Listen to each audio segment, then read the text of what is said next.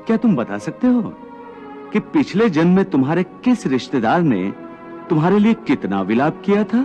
नहीं केशव, ये मैं कैसे बता सकता हूं? मुझे तो ये तक याद नहीं कि वो कौन थे। जिस तरह तुम अपने पिछले जन्म को भूल गए हो, उसी तरह तुम अपने इस जन्म को भी भूल जाओगे।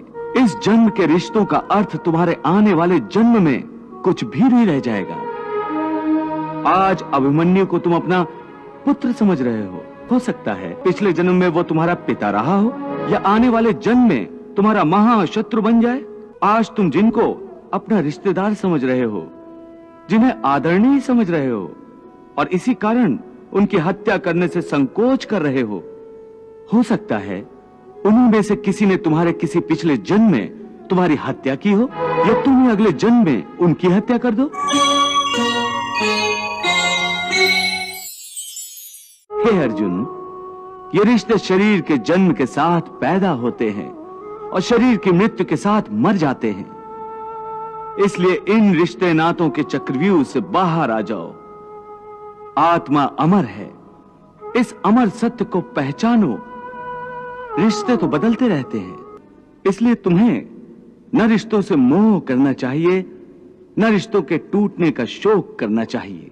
यही सांख्य योग का ज्ञान है कि मनुष्य को एक सन्यासी की भांति सोचना चाहिए कि ये सब रिश्ते नाते मोह को उत्पन्न करते हैं, और मोह इन रिश्तों को इतनी जोर से पकड़ लेता है जैसे एक लोभी पुरुष नदी में डूबते हुए भी धन की गठरी को नहीं छोड़ता, और आखिर में उसी गठरी के बोझ से खुद भी डूब जाता है।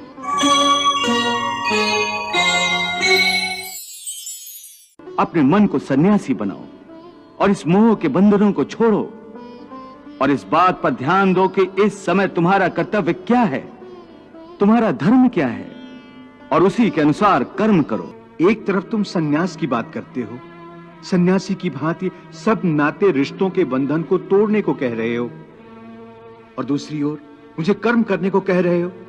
ये दोनों बातें विरोधी हैं। तुम जानते हो कि मनुष्य जब कोई कर्म करता है तो उस कर्म का कोई कारण होता है। इसलिए यदि मनुष्य सारे रिश्ते तोड़ देगा, अपनी भावना को त्याग देगा, तो फिर वो कर्म किसके लिए करेगा? अपने धर्म के लिए। अर्थात धर्म के लिए भावना की आवश्यकता नहीं होती। धर्म के लिए भावना की नहीं, बल्कि अपने कर्तव्य के ज्ञान की आवश्यकता है।